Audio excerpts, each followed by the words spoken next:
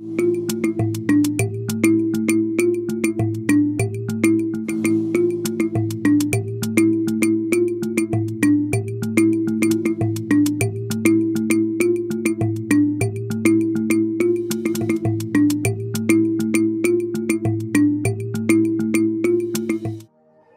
Martínez, ¿cómo estás? Muy buen día. Buen día, Jesús. Pues nada, aquí estamos nuevamente dándole continuidad a tu libro 22, La Guerra de los Dioses y las cartas de la luz y la oscuridad. Y hoy tienes un personaje que llama mucho la atención porque fue pues alguien que hizo mucho en la labor de la libertad de los derechos civiles en los Estados Unidos, Martin Luther King.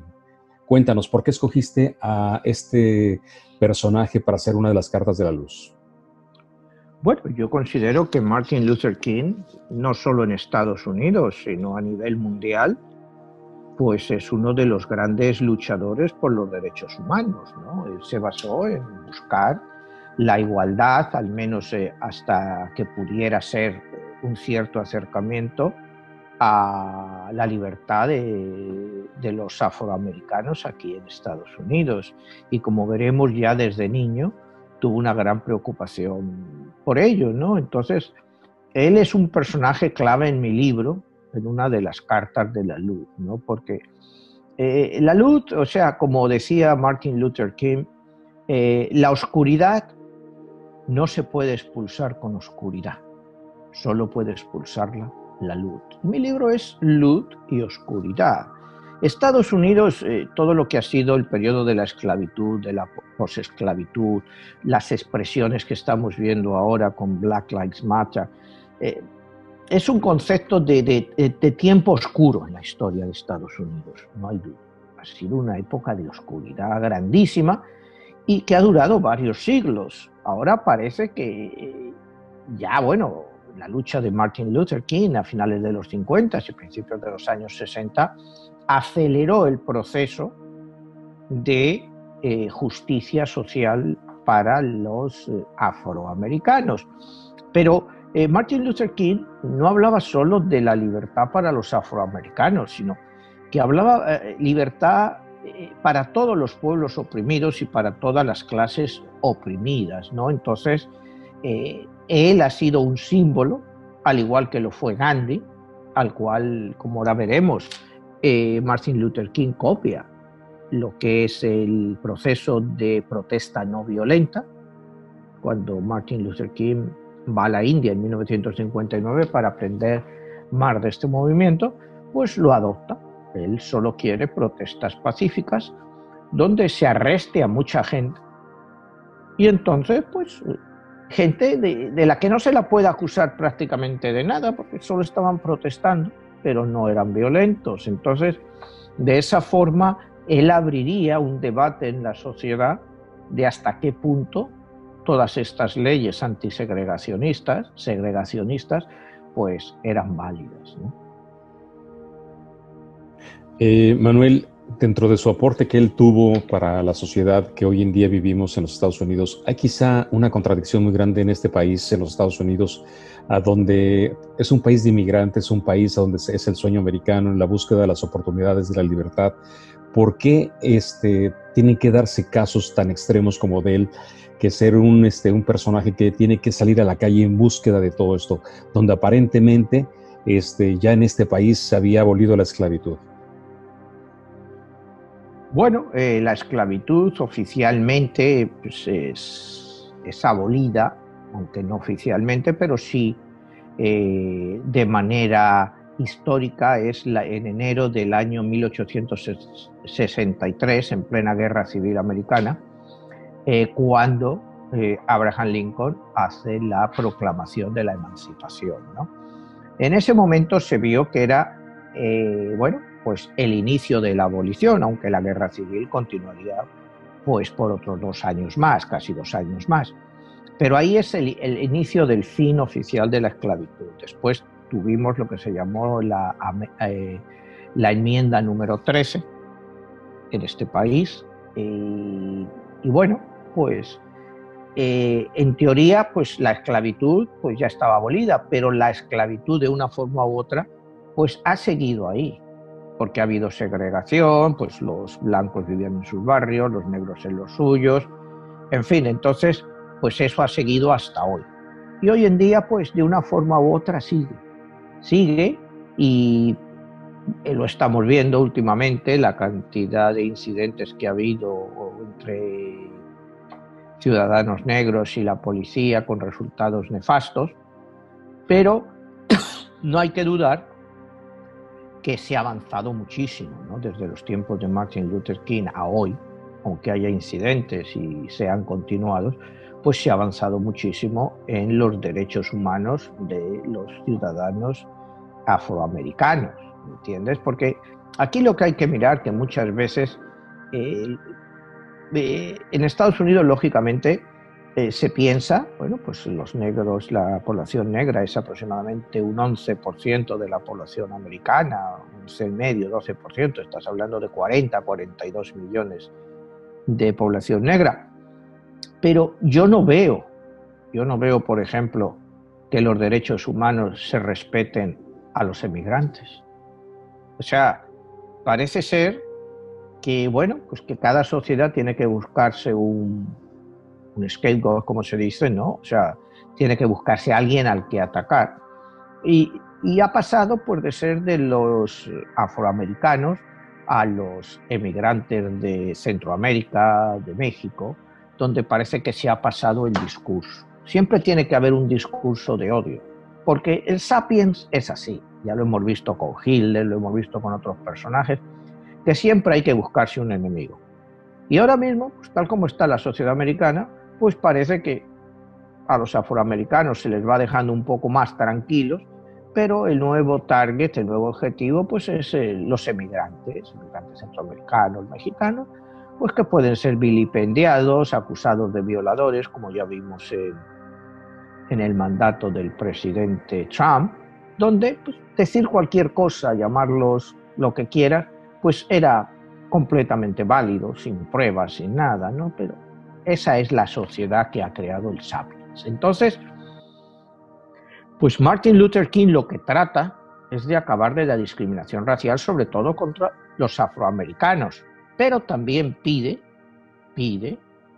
que se respeten los derechos humanos para emigrantes, mujeres. Por supuesto, él está siempre contra la guerra de Vietnam porque considera una guerra injusta y que no tiene ningún sentido.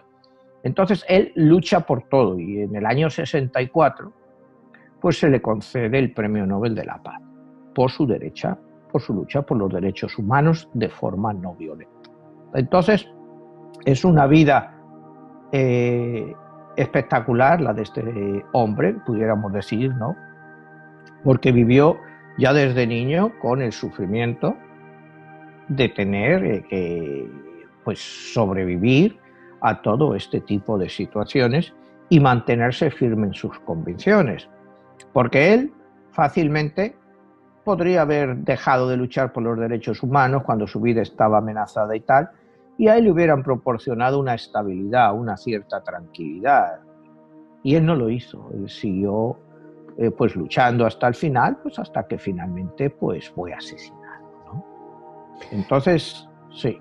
Emanuel, dentro de todo lo que estás mencionando, hay que ponerlo en contexto que en este país de los Estados Unidos la segregación racial pues pareciera ser que algo que, aunque en apariencia fuera solamente una cuestión de raza, pues ahí tendríamos que hablar nuevamente de la supremacía racial.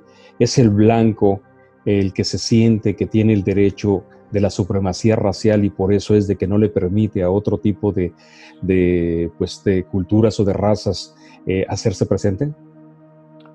Bueno, pues es parte, sí, en esta sociedad, lógicamente, este país empezó siendo un país de inmigrantes blancos, ¿no? O sea, eso no hay duda. Cuando los británicos empezaron a venir aquí, pues eran, mira, y la historia te dice, pues eran blancos, o sea, entonces los británicos, pues a mucha gente que estaba en las prisiones, acuérdate, en el Reino Unido, otras colonias británicas, los mandaban a redimir sus penas como esclavos a Estados Unidos. O sea, te decían, tiene usted una condena de 20 años de cárcel, se la conmuto por 10 años de trabajo en Carolina del Norte o en Virginia, y ellos vendían a ese convicto como trabajador pues al dueño de una plantación.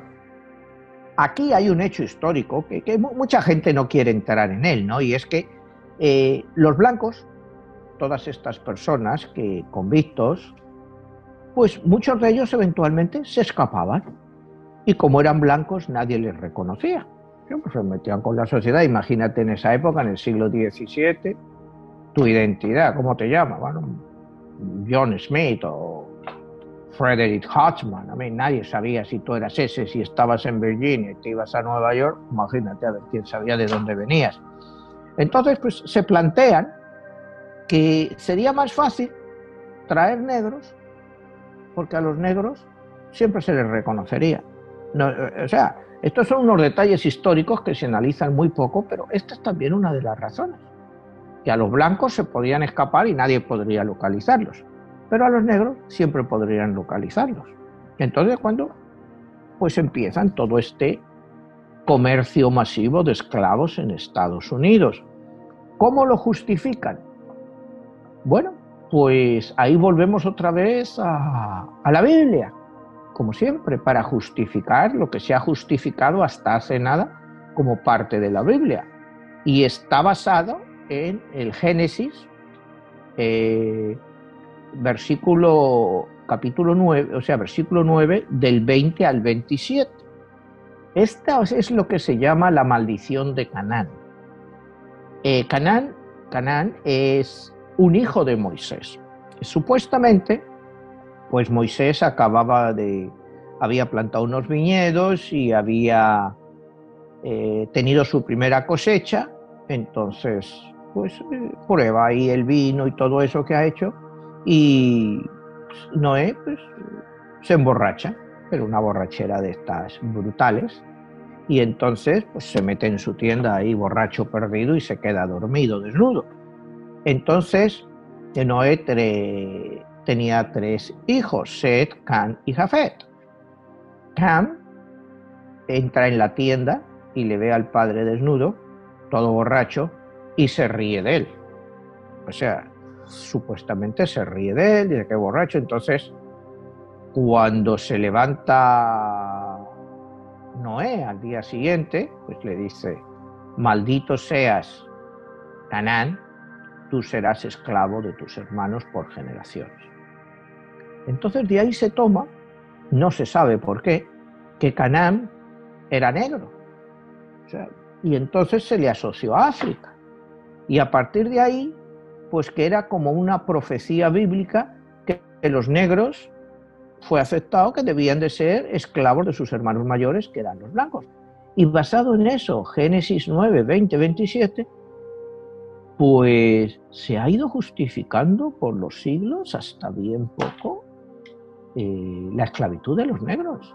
O sea, fíjate, cuando hemos hablado aquí que mi libro pues es de la guerra entre religiones, qué cosa más increíble, basado en la Biblia, asumiendo que Canaán era negro. Pues en ningún aspecto de la Biblia, en ese pasaje de la borrachera de Moisés, se menciona que Canaán sea negro, pero se adoptó, se aceptó. Y tienes que ver que, bueno, si a ti te repiten esa historia desde niño y vas en el siglo XVII, XVIII, XIX o XX a la iglesia y te dicen fue la maldición en la Biblia y por eso se ha cumplido. Entonces, bueno, pues hasta ahora, y hay todavía mucha gente pues que lo sigue creyendo, ¿no? Entonces, claro, ya estamos entrando en tópicos que hemos discutido aquí otras veces, pues que son ilógicos. Pero ahí están, o sea, se han basado en eso. Entonces, cuando miras la Biblia o miras el Corán, y cualquier pasaje lo puedes interpretar como quieras. Entonces, pues la esclavitud de los negros se justificó basándose en ese párrafo del Génesis. Y otra vez, o sea, ya no vamos a entrar a hablar de los orígenes de la Biblia, de la veracidad o no veracidad, pero por 400 años millones y millones de personas han sido esclavizadas, justificándose en que era una cita bíblica y estaba legítimamente permitido. Entonces llega ese punto en que Martin Luther King, si quieres empezamos un poco por él, con su nacimiento, sus números, empieza a desarrollar todas sus teorías. Entonces, si quieres, vamos a empezar con el nacimiento de Martin Luther King. Nace el 15 de enero de 1929. Cuando sumamos todos los números, nos da 28. Cuando sumamos 2 más 8, nos da 10. 1 más 0, 1. Nos da que es el número de nacimiento, es un número 1, que como ya sabemos, es el número del líder. El número 1 es el número del líder, es el gran iniciador. Y vemos, ya desde su nacimiento, que Martin Luther King va a ser un gran líder, pero no solo para el pueblo afroamericano, sino para el mundo entero. El ejemplo que él va a dejar detrás es un ejemplo único, que va a ayudar pues, a muchísimos pueblos en el mundo a entender esta doctrina de ir contra la opresión. Él es siempre muy directo, ¿no? Lo primero que nos llama aquí la atención es el nombre de Martin Luther King, porque Martin Luther King no nació como Martin Luther King. Su partida de bautismo le llama Michael King. Michael King.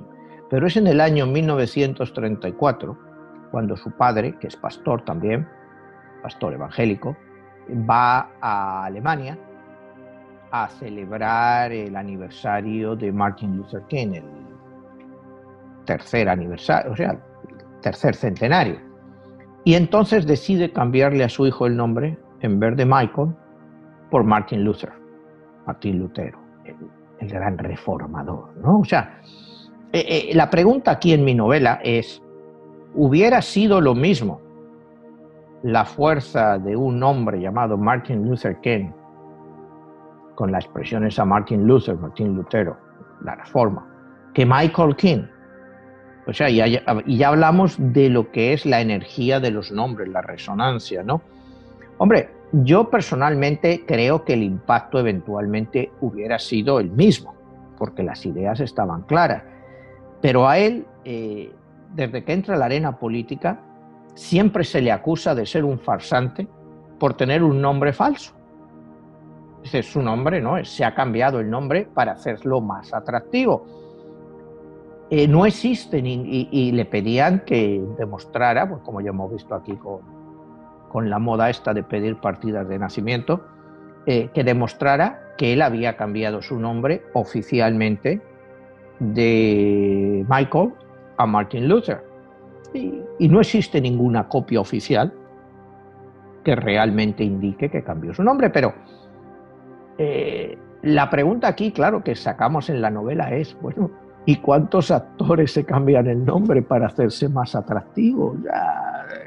O cualquier cosa se cambian el nombre y no pasa nada. O sea, ¿por qué esto tiene que ser realmente tan relevante como lo tenían en los años 60 en los periódicos, que era un farsante porque no se había cambiado legalmente de nombre? ¿Me entiendes? Siempre se encuentra algo, por algo muy simple, ¿no? Cuando no hay otra forma que encontrar, pues se busca una excusa. Y a Martin Luther King pues le avasallaron con eso de que tenía un nombre ficticio y que era ya desde el inicio un fraude. O sea, pero bueno, vamos a ver un poco lo que es la vida de él. Cuando él, ya desde niño, el primer gran problema que tiene es cuando él tiene como 12 o 13 años, tiene un incidente en un autobús. Él va con su profesor y están ahí en Atlanta en el autobús y están sentados y les obligan a levantarse para que se sienten dos personas blancas. Él protesta porque lo ve injusto y su profesor le dice: Martin, si no obedeces estarás desobedeciendo a la ley, porque la ley obliga a los ciudadanos, o como seamos de color, a dejar los asientos a los blancos. Ahí ya Martin Luther se da cuenta de que algo no funciona. de que hay algo muy raro, ¿no? 3 años después, él va a la universidad, a un college, se gradúa en sociología, después hace un doctorado en divinidades, o sea que es estudios religiosos, y ya tiene, se le da su primera, decimos, iglesia, ¿no? Donde él es el pastor de esa iglesia, y se la dan precisamente, es el año 54, se la dan en Montgomery, en Alabama. Montgomery, Alabama, es el corazón de la Confederación. El corazón de la Confederación. Cuando los 7 primeros estados del sur, en 1861, se separan del norte, rompen el país, el tratado de separación tiene lugar en Montgomery. Y fíjate qué curioso la fecha, ¿no? Tiene lugar el 4 de febrero de 1861, esta declaración de Montgomery. Cuando tú sumas todos los números, nos da 22. O sea, y es lo que yo uso en mi libro, o sea que ya está la guerra de los dioses ahí, está la declaración de Montgomery. Alabama es el corazón de la Confederación. Y precisamente es donde Martin Luther tiene su primera iglesia. ¿Qué pasa entonces? Bueno, nos vamos al año 1956, que es para muchos historiadores los que consideran el nacimiento de la lucha por los derechos humanos de los afroamericanos en Estados Unidos. Ahí es el famoso incidente de Rosa Parks, que se ha visto en películas y cosas. Esta señora Rosa Parks pues estaba viajando en Montgomery en un autobús y pues lo mismo que le había pasado a Martin Luther, pues llegó una persona blanca y la quisieron obligar a que dejara su asiento. Y ella se negó. Ella se negó abiertamente, dijo que no. Entonces llegó la policía, lógicamente, pues se la llevaron arrestada porque había roto la ley. Este incidente enciende ya la mecha que faltaba para que empiece esta lucha por los derechos humanos de los afroamericanos y por la justicia. Martin Luther King, entra activamente en esta lucha con movilizaciones, empieza con muchísimas movilizaciones y llega a haber un momento en que hasta 50.000 personas acuden a una demostración. Y es aquí, después de todas estas demostraciones, cuando el 20 de diciembre de 1956 la Corte Suprema de Estados Unidos decide que la discriminación en los autobuses de Montgomery es absolutamente ilegal. Y ahí es el fin, técnicamente, aunque no realísticamente, porque lleva varios años hasta que realmente todos los estados y todas las ciudades logran abolir esta política de segregación, pero esto marca el comienzo de la lucha por los derechos humanos. Esto, Rosa Parks es considerada pues el punto de partida de esta lucha, pues que no ha parado hasta hoy. O sea, porque eso no ha parado hasta hoy. Se avanzó mucho, sobre todo en los años 60, teniendo en cuenta lo retrasado que estaba todo, ¿no? Pero todavía hoy en día, pues todos sabemos, queda mucho por hacer en este punto, ¿no? Pero ahí estaba, y Martin Luther estaba justo ahí en el momento en que se produce. Emanuel, entonces me estás diciendo que ya empieza a aparecer la numerología en esta parte, que las frecuencias numerológicas, que poco se ha hablado sobre la vida, el nacimiento de Martin Luther King y las fechas de los acontecimientos. Sí, hay muchas cosas que realmente son increíbles como le van pasando durante su vida, ¿no? Él, por ejemplo, le arrestan 29 veces, 2 más 9, 11, ya es un número de desafío, ¿no? O sea, todas las coincidencias, y como luego veremos al final, es el momento de su muerte. O sea, eso es espectacular, ¿no? O sea, la fecha y todo eso, cómo coincide todo, con una carta, en este caso en mi libro, digamos, un personaje o un hombre increíble, pues que llegó para hacer algo, o sea, para hacer algo muy importante. Y sus números, pues cuando vayamos viendo, nos dan la razón de que sí, de que ese hombre pues estaba en el sitio adecuado, en el momento adecuado. Y tuvo una vida muy complicada, muy difícil, ¿no? En este momento, en el 56, como decimos, es cuando ya él entra activamente en política. Es cuando, te digo, ya le empiezan a criticar por su nombre, que es cambiado. Poco a poco le van diciendo, pues cuando según va entrando más en política, pues que es un fraude, que a él lo único que le gustan es las prostitutas blancas y que las donaciones que le llegan a su iglesia, pues se lo gasta todo en acostarse con ellas. O sea, ya es todo difamación tras difamación, ya es buscarle todo lo que él hacía. Cuando más adelante él critica la guerra de Vietnam, pues otra vez pues ya vuelven a lo mismo, que si antipatriota, que, en fin, la típica historia que siempre pasa en estas cosas, pero él aún así, él continuó y continuó adelante. Él se casa en esta época con Loretta King, tienen 4 hijos, pues por supuesto les atacan en su casa pues, infinidad de veces, tienen que irse moviendo, en fin, estas cosas que te cuento pues ya las hemos visto en muchas películas, ¿no?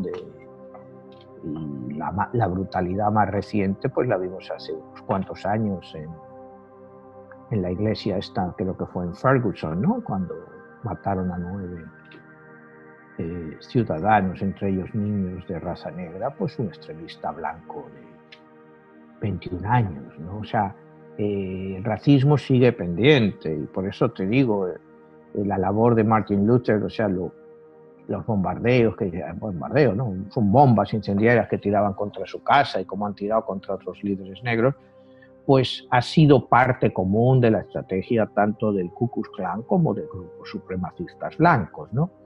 Entonces, pues él se tenía que oponer a eso y estaba fuertemente metido en el sur, porque no es lo mismo para un ciudadano negro en los 60 vivir en Nueva York que vivir en Montgomery, Alabama, o en Atlanta, Georgia. O sea, no es lo mismo, quieras o no, pero había una gran proporción de ellos que no es decir, dejo todo y me voy, ¿y qué hago yo en el norte? No todo el mundo se podía ir, tampoco, o la gente tenía su propiedad, la gente, el nivel de educación era muy limitado. Acuérdate que a los ciudadanos negros el derecho a voto pues se les negaba continuamente, basado muchas veces en educación. No recuerdo, creo que fue en Alabama o Kentucky, una prueba para calificar, para poder votar. Le enseñaban a la persona esta de color que iba a votar un frasco lleno de bolas, de canicas, y le decían, ¿cuántas canicas hay en este frasco? Y él decía, pues no sé, 80. Y dice, no, hay 121. Pero no tiene la capacidad. Y esto es real. O sea, no me lo estoy inventando yo. Era ese tipo de pruebas que le hacían. O sea, encima, para demostrarles pues que no tenían capacidad de ver cuántas bolas había ahí metidas, ¿no? O sea, seguramente el señor ese, pues se lo preguntan a él si lo sabía hacer, ¿no? Pero te digo, son parte de la humillación que Martin Luther ve que está tan arraigada en el sur, o sea, que él quiere acabar con ella y como vemos y como ya sabemos todos por la historia, pues le acabará costando la vida, pero aún así dejará un legado pues que es permanente. Entonces, si quieres, continuamos un poco más con su vida, ¿no? Vamos segmentos importantes de su vida y un punto muy importante es que al principio, en el año 56, 57, cuando él empieza, él no es todavía partidario de la no violencia. Él, cuidado, él cree en el derecho a defenderse. Él cree en el derecho a defenderse. E incluso tiene armas, aunque nunca las llegó a usar, pero él compró armas para protegerse. Entonces, no es hasta el año 59 en que él va a la India a estudiar todo lo que fue el movimiento de Gandhi, cuando decide ya totalmente el movimiento de la no violencia, que todo debe de ser protestas pacíficas, continuadas, pero en ningún momento violentas. En ningún momento violentas, ¿no? Entonces aquí hay uno de los puntos, cuando hablamos de religiones del cristianismo, que a mí siempre me ha llamado la atención, porque yo nunca he logrado entenderlo, ¿no? Y es esa parte que te dicen, si te dan en una mejilla, pon la otra mejilla. O sea, eso lo hemos escuchado desde niños en la iglesia, lo vemos. Y claro, si lo comparas pues con la Biblia judía, o sea, con lo que es el Antiguo Testamento, es la ley del talión, ojo por ojo y diente por diente, ¿no?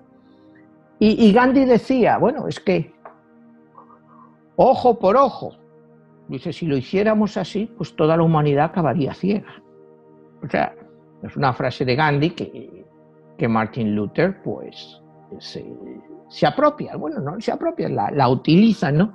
Pero haciendo la reflexión que te decía sobre poner la otra mejilla, para mí, te digo, es uno de los conceptos que más me chocan del cristianismo, ¿no? Y es, ¿quién pone la otra mejilla? O sea, poner la otra mejilla es, en el caso de un acosador lo que necesita es que tú te atemorices y que no hagas nada, que no te defiendas. Si a ti un acosador te está dando y tú le sigues poniendo la otra mejilla y lloras y eso y no haces nada, pues estás contribuyendo a que el acoso sea mayor. Y te hago del bullying con los niños, de cualquier cosa en un trabajo, en la vida. Entonces, para mí, me choca eso del cristianismo, porque nuestra experiencia nos dice que tú no puedes dejarte acosar por la gente, que eso de poner la otra mejilla, pues si tú no te defiendes, pues le estás dando al acosador, le estás dando manga ancha para que siga acosándote. Tú estás en un colegio, el niño te está pegando el otro, tú no haces nada, les están dando manga ancha. Entonces, pues es uno de los planteamientos que al principio, pues, Martin Luther se pregunta, ¿no? Y te digo, al principio no está mucho por la labor de la no violencia, pero ya en el año 59, te digo, cuando va a la India, ya sí vuelve plenamente convencido, después de ver que en la India fue extremadamente exitoso, pero claro, hay que entender la diferencia entre la India y Estados Unidos. En la India, pues si entonces en el año 48, 47, cuando consigue la independencia de Inglaterra, pues la población india debía de ser como 500, 600 millones, y los británicos, no sé, no creo que llegaran a 1 millón. La desobediencia masiva sí afectaba a todo. ¿Me entiendes? Porque si los hindúes deciden no trabajar, no mover nada, todo es desobediencia, pues el país no se mueve. Pero si la población negra de los años 60 utiliza esa actitud, pues en este país no pasa nada. Porque eran 9-10%, no hubiera pasado nada. O sea, bueno, realmente era mucho más difícil el experimento en Estados Unidos, en la India, ¿no? Porque además Estados Unidos es un país en que históricamente aquí la gente va armada. O sea, aquí armas, lo que sobran son armas. Entonces, pues es muy difícil resistirse a la violencia de una persona que va armada. Entonces, ese era el problema más grande que se le estaba planteando en ese momento a Martin Luther. ¿Sería extrapolable la no violencia ejercida por Gandhi en la India? ¿Sería posible hacerla aquí en Estados Unidos? Y bueno, pues la historia nos dice que la utilizó, que fuera efectiva. Sí resultó efectiva en cierto modo, sí resultó efectiva.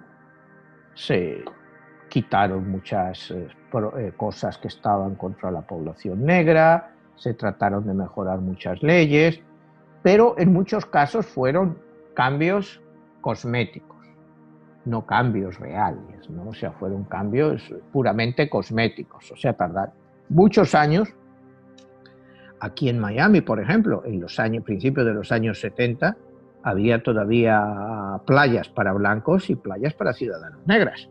Y los letreros que estaban en los restaurantes que no permitían que entraran negros y animales, ¿no? O sea, exactamente, de una manera terrible.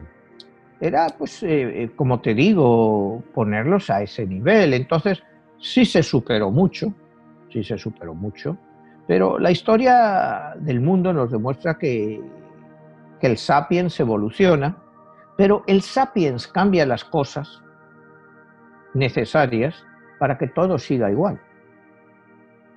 O sea, cuando tú miras, aún así hoy, el índice de pobreza en Estados Unidos, ves pues, que la población de color está pues, prácticamente en lo más bajo.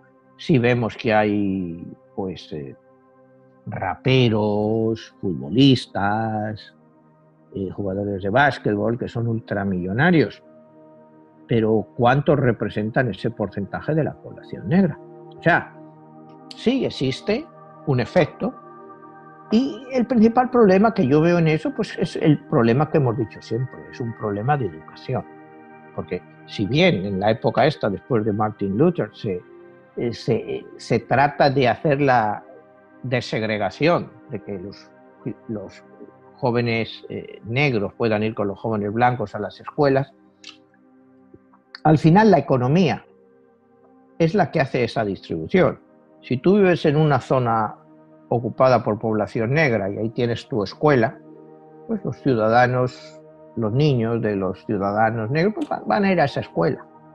O sea, no se van a ir 20 millas hacia otra, es muy raro, algunos lo harán, porque técnicamente tú te puedes mover, no quiere decir que no vayas, pero solo por comodidad de los propios padres, porque trabajan en vete a la escuela esta que está aquí al lado. Entonces, ya la disparidad educacional con estas mismas reglas, pues hace que se dispare la diferencia. La educación que recibe un joven blanco que la que recibe un joven negro, en muchas zonas es totalmente abismal. Entonces, ni siquiera Martin Luther King iba contra eso en ese momento, o sea, eso era algo que ya vendría. Ahora lo fundamental era que los derechos, como poder entrar a un restaurante, poder entrar a un baño, como tú acabas de mencionar, y poder ir a la escuela, a la universidad. Acuérdate que los negros en esa época todavía no podían ir a la universidad. Tenían que ir a una universidad solo para gente de raza negra. No podían ir a una universidad normal, ¿no? Y luego más adelante, ya con Kennedy como presidente, cuando se rompe eso, ¿no? Que ya dice, no, aquí esto se ha acabado. Pero lleva un tiempo, ¿no? Entonces vamos a seguir un poco con Martin Luther. Políticamente, ¿qué era? Él nunca apoyó a ningún partido ni a ningún candidato presidencial. Primera cosa de Martin Luther, nunca apoyó a ningún candidato presidencial, ni siquiera a Kennedy, que en teoría era el más liberal. Sí le escribió a Kennedy, le escribió una famosa carta en la que decía que proclamara que tuviera el valor de ser como Lincoln y proclamara otra emancipación, otra nueva ley a través de ¿cómo se llama aquí? Una orden ejecutiva, ¿no? Pero Kennedy veía que los ánimos estaban muy alterados en la época y no se atrevió a hacerla, ¿no? Entonces, bueno, pues siguen las marchas famosas, él escribe libros, ¿no? Y tiene una frase muy, muy buena, ¿no? Cuando te decía antes lo de la India, ¿no? Dice, desde que estuve en la India estoy más convencido que nunca que el método de resistencia no violenta es el arma más poderosa disponible para el pueblo oprimido en su lucha por la justicia y la dignidad humana. Él, basado en eso, vemos las famosas marchas de Selma, la marcha sobre Washington, él continúa, cada día va ganando más adeptos, la gente le va siguiendo, la población negra le escucha. En ese momento surgen también otros grupos más violentos como los Black Panthers, las Panteras Negras, que en un principio pues, ellos no creían en esta no violencia, creían que habría que tener violencia de la lucha armada para poder alcanzar el poder. Tienes una influencia también de Malcolm X y de los musulmanes negros, ¿no? Que como hemos hablado en otras ocasiones, los musulmanes negros, pues realmente más que una organización religiosa, se convierte en una religión política, en el sentido de que, como hablábamos antes del Génesis 9, 20-27, pues dicen, si el Dios de los cristianos dice que podemos ser esclavizados, nosotros no queremos estar en esta religión. Y es cuando empiezan a convertirse bastantes en musulmanes. Porque acuérdate que el musulmán pues, no discrimina entre las razas, te discriminan por lo que sea, pero por raza en teoría o técnicamente no te pueden discriminar. Entonces hay un gran movimiento que gira hacia los musulmanes, ¿no? Entonces entre ellos está Malcolm X, ¿no? Que es un gran líder musulmán. Acuérdate que otro día hablaremos de él, de Malcolm X, se hace musulmán estando en la cárcel, porque el gran punto de atracción para los musulmanes negros siempre fueron las prisiones, realmente donde se los adoctrinaban y salían, ¿no? Entonces, Martin Luther está predicando sus principios de no violencia en un momento en que está todo convulso, con los otros principios de Malcolm X y otros predicadores, Black Panther, que quieren la violencia. Entonces, fíjate lo difícil que es para él poder controlar un movimiento pacífico cuando tienes a tus hermanos que dicen que no, lo que hay que hacer es lo otro.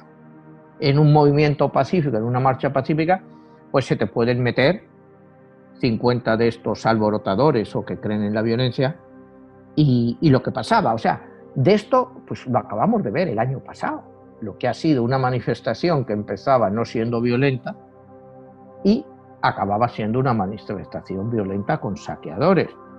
Entonces, Martin Luther siempre tenía miedo de esto, de que en una marcha pacífica pues se le metieran unos cuantos alborotadores y crearan un caos que desprestigiaran su movimiento. O sea, fíjate que ahora lo estamos viviendo muy parecido. O sea, de una forma u otra, 60 años después, 55 años después, pues estamos pasando por una experiencia pues muy similar, ¿no? O sea, veíamos estas manifestaciones de Black Lives Matter y que eran pacíficas y luego al final se convertían, pues en muchos casos, en saqueos y quema de coches. Y claro, ¿quién habían sido? Pues si tú ves lo que es pues, la información liberal, pues te decían es que se habían metido alborotadores. Si ves la información tipo Fox, te decían es que son todos unos alborotadores y las marchas no son pacíficas, buscan la alteración. Entonces, pues en los 60 pasaba lo mismo. Entonces Martin Luther trataba de contener todo esto, ¿no? Él se define mucho en lo que va a ser su política en el año 1959, cuando publica un libro que se llama La medida de un hombre, que argumenta la necesidad humana de basarse en el amor y tratar de olvidar el odio, de buscar la reconciliación a través del amor, más que a través del odio, porque a través del odio, pues nunca vas a encontrar la paz, eso está claro, ¿no? O sea, tú puedes escoger tu vida claramente, amar o odiar. Y yo siempre he dicho pues que hay que buscar un término medio, ni puedes estar amando ni puedes estar odiando. El término medio es siempre el respeto, el respetar, ¿no? Porque otra vez el concepto de cristianismo de amarás al hombre como a tu hermano, ¿no? Amarás a Dios sobre todas las cosas y al prójimo como a ti mismo. O sea, ¿cómo puedes amar a tu vecino que ni siquiera le conoces? ¿Cómo puedes amar a tu enemigo? O sea, son conceptos, te digo, cristianos, que en la vida actual, no solo actual, en la vida históricamente, desde el inicio de los sapiens que nosotros conocemos, pues nunca se han dado. O sea, tú estás pidiendo a alguien algo imposible. O sea, a mí me pueden decir que yo tengo que amarte a ti, por ejemplo, y me pueden dar 5 millones de dólares. Y digo, yo puedo hacer creer que te amo, pero no necesariamente te amo, porque el amor es una emoción. Y tú no puedes comprar o vender emociones. El amor es una emoción, igual que el odio. Es más, el amor y el odio son la misma emoción. Son la misma emoción. Tú puedes estar hoy con tu mujer encantado. Mañana te hace una cosa y la odias. Os volvéis a reconciliar y la vuelves a querer. Eso es muy común, o con tu novio, o con tu hermano. Y es una emoción que es incontrolable. Entonces, ¿cómo pueden decir a mí que yo tengo que amarte a ti? O sea, lo que debían de ser es más serias todas estas religiones y predicar el respeto. Porque tú sí puedes respetar. Tú desde niño sí puedes aprender a respetar. Un palestino y un judío, tú puedes aprender a respetarlos a ellos. O sea, tú eres judío, muy bien, haz tu rollo, y yo soy palestino, yo hago lo mío, tú no te metas conmigo, yo no me meto contigo, yo respeto lo que tú piensas, tú respetas lo que yo hago y ya está. Te pongo un ejemplo pues, que está pues, siempre a la vuelta de la esquina, ¿no?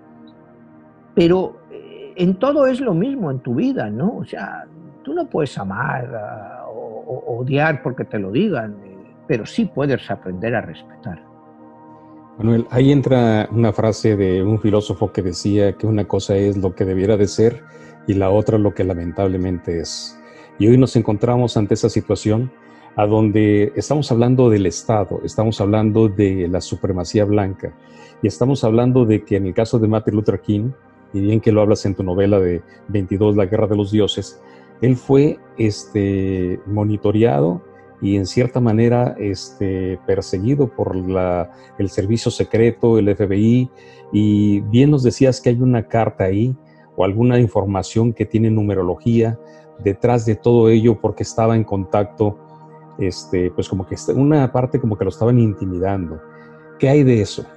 Bueno, mira, esta carta no se descubrió hasta hace como 10 años. No siempre se supo que Edgar Hoover, que era el director del FBI, le odiaba a Martin Luther, sobre todo, pues por esto de la no violencia y por su particular crítica continuada a la guerra contra el Vietnam, ¿no?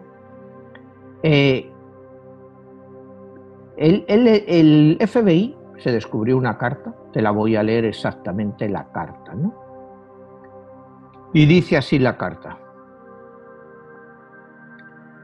el doctor King ha destrozado su utilidad a su causa, a un país y a su pueblo. Entonces el FBI le manda una carta que es brutal y te la voy a leer al pie de la letra, solo está traducida del inglés. La carta decía: ninguna persona puede superar el miedo, aún un fraude como tú. Presta tus oídos psicóticos a lo que se te adjunta. Todos tus actos adúlteros, tus orgías sexuales han quedado registrados. Escúchate a ti mismo, tú, sucio animal anormal. Está todo en el registro. Hay algo que tienes que hacer. Ya sabes lo que es. Tienes 34 días para hacerlo. Primera clave, 34. Número 34. Y ahora entraremos en esto. Tienes 34 días para hacerlo. Este número exacto ha sido elegido por una razón específica. Solo hay una salida para ti. Es mejor tomarla antes de que tu actuación fraudulenta, anormal y sucia se desnude ante la nación. Imagínate qué cartita más delicada le manda el FBI a Martin Luther King. O sea, fíjate qué cartita más delicada, ¿no? Los halagos que le hacen, ¿no? O sea, anormal, o sea, fraude.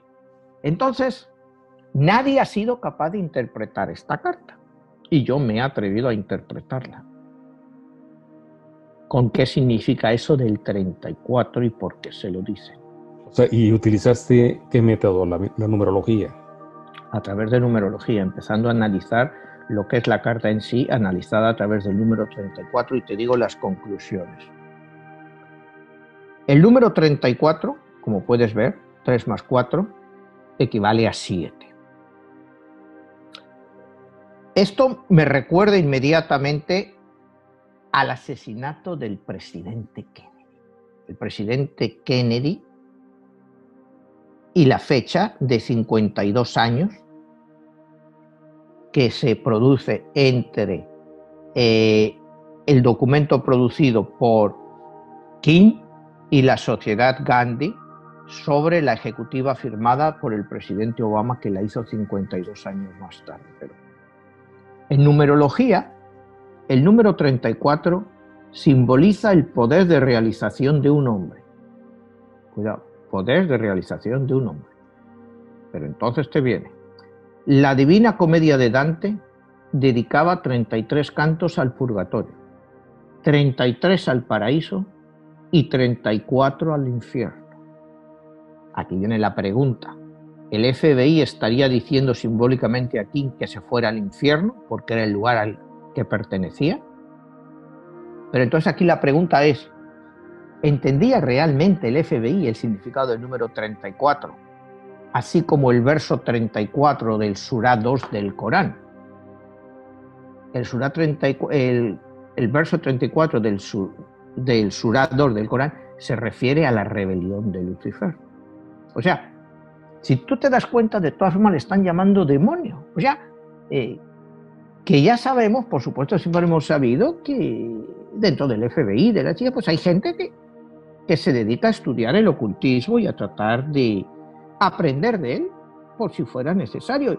Y aquí, utilizando este número con el significado, porque ahora vamos a la parte en que el Dr. King sí debería entender bien esto, porque el diablo es mencionado 34 veces en la Biblia.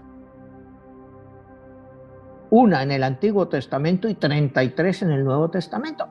Imagínate qué forma de mandarle el mensaje. Y decirle el número 34, el 34. Y él sabía que era un estudioso de la Biblia, que lo iba a entender. No creo que iba a entender el del Corán, pues nunca se ha oído hablar que el Dr. King estudiara el Corán o que estudiara otras religiones, siempre se basó pues en el cristianismo, o sea, y también parte lo que aprendió del hinduismo, pero que nunca lo aplicó como religión, sino solo el movimiento de no violencia, ¿no?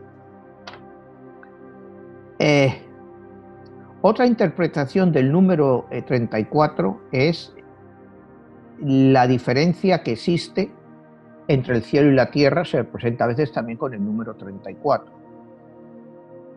Y después también tenemos, claro, aquí es muy difícil hacerlo, pero cuando tú miras 1134, escribes 1134, si lo lees al revés, significa hell, infierno, en inglés.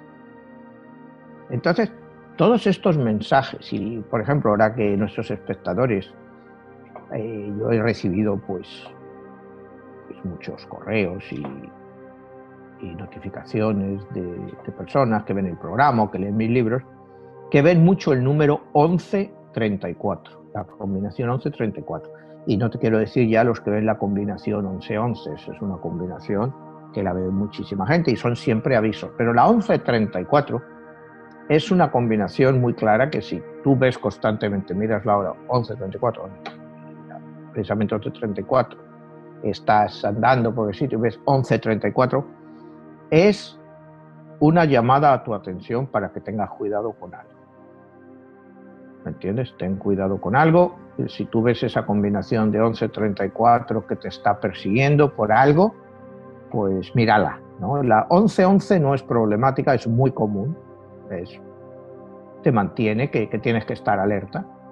Pero la 1134 es muy especial. Y te digo, hay bastante gente que ve esa combinación 1134. Manuel, ¿y quiere decir que después de esa carta su asesinato sería el cumplimiento de ese tipo de advertencias? Exactamente. Y ahora, si quieres, pues que yo creo que ya nos queda poco tiempo, vamos a ir al día de su fallecimiento, ¿no? El doctor Kim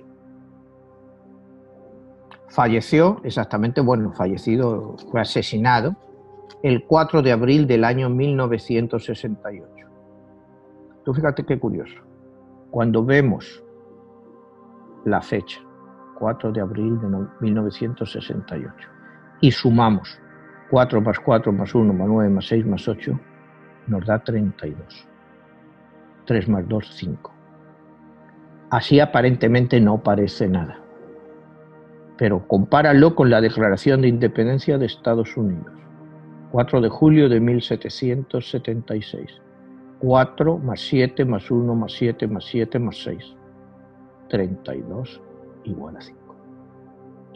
Exactamente la misma combinación, número final, 32, 5. Es una casualidad.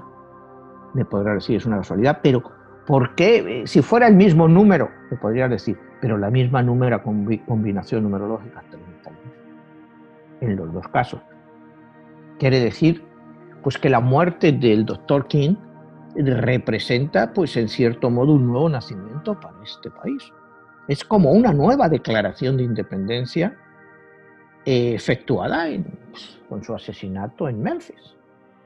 O sea, es increíble cuando tú, como te he dicho muchas veces en numerología, pues tienes que buscar por qué pasan las cosas o a ver, pero aquí te da una clave. O sea, es la misma combinación numerológica. 4 de julio de 1776 te da lo mismo que 4 de abril de 1968. Suman lo mismo y te da el mismo número final. Bueno, pues a un estudioso de numerología esto te dice, bueno, es algo, es un punto de inflexión, ¿no? Es algo, o sea, es puede pasar, sí, pero ¿por qué ha pasado aquí, no? Manuel, y en este caso, con su muerte, su asesinato, ¿gana la luz o gana la oscuridad? Bueno, él representa un enorme progreso para la luz, no hay duda, pero con su asesinato, pues gana la oscuridad, lógicamente. Entonces es una carta que sí ha conseguido un gran avance para la luz, pero al final la oscuridad ha acabado con esa carta de luz, ¿no? Y otra vez, pero a la vez su muerte abre una ventana a la luz, porque después de su muerte, pues ya las leyes empiezan a cambiarse, empiezan a aplicarse. Unos meses después, acuérdate que matan también a Robert Kennedy, también en el año 68, y que él sí que iba, o sea, el gran problema de los radicales blancos y los cambios no era John Fitzgerald Kennedy, ¿no? O sea, el que era realmente radical era Robert Kennedy, el hermano. Y por eso se lo tuvieron que quitar del medio, igual que se quitaron a Martin Luther. Los tiempos han cambiado mucho, ¿me entiendes? O sea, hoy en día es difícil creer que van a matar a un candidato o a un predicador por una cosa así. Pero en los 60 todavía se los mataba. Se mató a Malcolm X, se mató a Martin Luther, se mató a Robert Kennedy. Todas personas que luchaban por ese movimiento, pero eso a su vez aceleró las reformas. Porque a la muerte de Kennedy, Johnson empieza con todas las reformas. Y el que las acaba realmente, a pesar de haber sido siempre vilipendiado, es Nixon. Él ya pone muchas de esas leyes en práctica y obliga a hacerlas, con la autoridad moral que le daba el ser republicano, ¿no? Manuel, para terminar, la pregunta sería, ¿Martin Luther King era enemigo del Estado? Bueno, pues sí, lógicamente era más que enemigo del Estado, era enemigo del establishment, de lo que era el entendimiento, lo que era el poder. El Estado en sí, pues sí, él era un enemigo del Estado precisamente porque no luchó abiertamente contra ese Estado, sino que lo quiso hacer desde el punto de vista de la no violencia. Porque un enemigo del Estado eran los Panteras Negras, porque mataban gente, atentaban, pues esos son enemigos del Estado y todo el mundo lo entiende.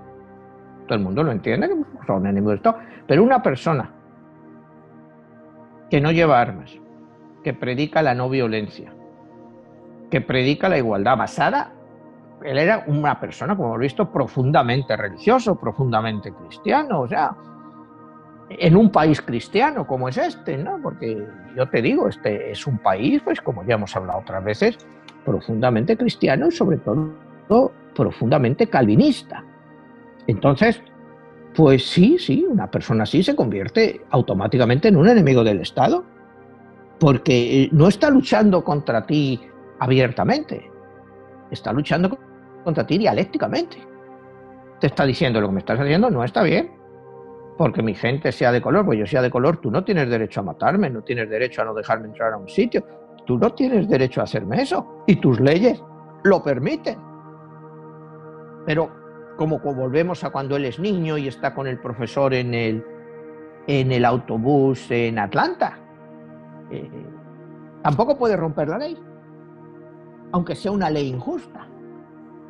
O sea, el problema aquí es: ¿rompo yo la ley porque es injusta? Bueno, pero si tú rompes la ley, automáticamente el poder del Estado te cae sobre ti. Dice, bueno, pues lucha para que se cambie esa ley, pero ahora mismo la ley es así, ¿no? Si tú, por ejemplo, no sé, hay una ley que dice, bueno, la marihuana es ilegal. Bueno, pues lucha para que la marihuana sea legal. Pero si a ti hoy en día pues te arrestan porque estás fumando marihuana, pues es injusto porque muchísima gente lo hace, pero la ley está ahí. En el caso de Martin Luther King era lo mismo. O sea, es injusto que un ciudadano negro no pueda sentarse en un autobús y un blanco sí. Entonces, bueno, pues hay que cambiar esa ley. Y es lo que Martin Luther King hizo. Él trató de cambiar las leyes para que fueran leyes más justas, o sea, que fueran leyes equilibradas. La justicia debe de ser universal y aplicar a todo el mundo igual. Acuérdate que aquí jugamos con las cartas de la luz, y la carta de la luz, en este caso, que juega Martin Luther King, es la carta número 8, que es la carta de la justicia. Es la carta que a él le corresponde, la carta número 8, la carta de la justicia, ¿no? Y para darte un poco la idea de lo que es la carta 8, representa el entendimiento consciente de que tus actos y decisiones poseen consecuencias a largo plazo y, por lo tanto, tus circunstancias presentes y futuros son el resultado de esas acciones. Y eso es lo que Martin Luther King hace siempre. Consecuencias por tus decisiones. ¿Cuál es tu decisión? Bueno, pues si le dicen levántate del autobús, un niño le choca, pero se levanta del autobús para dejarle a un ciudadano blanco. Unos años más tarde, Rosa Parks decide que no se va a levantar. Bueno, se la llevan arrestada. Bueno, ella paga con su arresto, con su multa, su cárcel, pero ahí ya estalla un movimiento contra una ley injusta. Y ese es la carta de la justicia en mi libro, es eso, o sea, es buscar la justicia, pero la justicia debe de ser universal. Lo que